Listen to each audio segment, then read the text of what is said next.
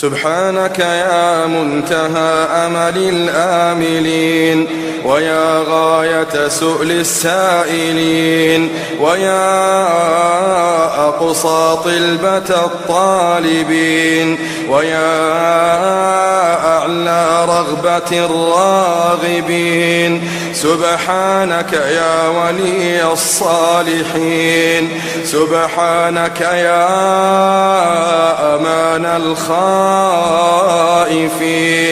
يا مجيب دعوة المضطرين، يا ذخر المعدمين، يا كنز البائسين، يا غياث المستغيثين، يا قاضي حوائج الفقراء والمساكين.